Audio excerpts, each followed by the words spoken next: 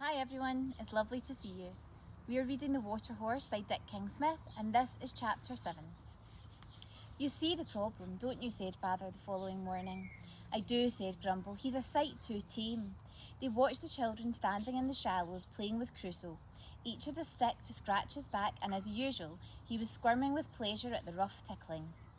There had been no sign of him when they arrived. The surface of the loch-in was calm and empty, but Kirsty had called Crusoe, and almost at once he had surfaced and come swimming towards them. He's not feared of humans, that's the trouble, said Father. Kind treatment and good food, that's what people mean to him.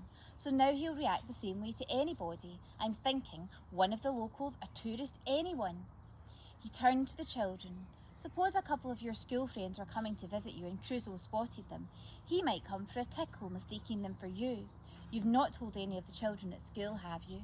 Of course not, said Kirsty, shocked. They wouldn't believe me if I did, said Angus. Anyway, said Grumble, there's not many folk come this way.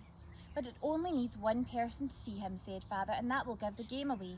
Then we'll have newspaper reporters in their dozens writing about him, taking photographs of him, and then the world and his wife will want to come and gawp at him. Next thing, they'll want to catch him and put him in a zoo.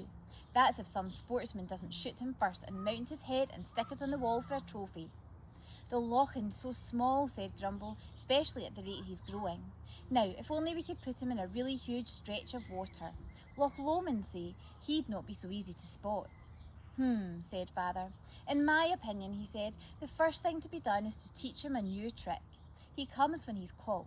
Now we must train him to stay hidden, unless he's called. How on earth are we meant to do that? It won't be easy. It means disciplining the animal. He's had things too easy, that's the trouble. The children are awful fond of the beastie, said Grumble. They get a lot of pleasure from him. You've a soft spot for him yourself, I'm thinking, said Father. He shot a glance at his father-in-law's face, which wore an unaccustomed smile as he watched his grandchildren at play with the water horse. If you don't mind my saying so, he went on, you're a happier man than you used to be. Growled Grumble. Anyway, said Father, if we're to keep this strange pet, and that means keeping him a secret, then he's going to have to learn the hard way that he must only show himself when we want him to, when we summon him.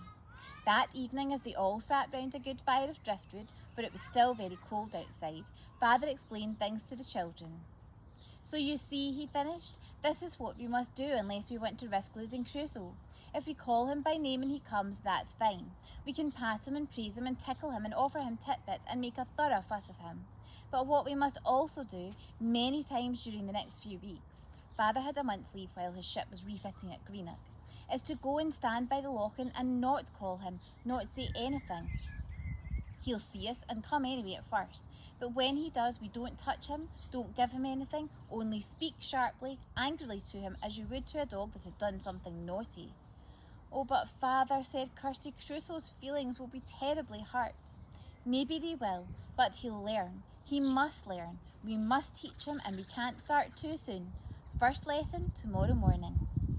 The previous day had been a memorable one for Crusoe. His emergence from the goldfish pond, his painful progress towards the road, the strange dizzy sensation of sliding giddily down the hill, and finally the glorious feeling of finding himself free in a watery home hundreds of times bigger than the old one. Effortlessly, he had swum out through the still dark waters and turned to see the four giants watching him and waving at him, and dived down into the depths. And what was in those depths? Fish. Fish. Thousands and thousands of them. Crusoe didn't know a pike from a perch or a salmon from a trout. All he knew was that the loch-in was alive with food that was now, he found, easy for him to catch, so swiftly he could move underwater. By nightfall, he had gorged himself and tired himself out into the bargain, and with the simplicity that marked all his actions, he closed his eyes and went to sleep. As always, he rose automatically to a regular rhythm in the midst of his slumbers to refill his lungs with air, and as automatically sank again, not 6 feet now, but 60.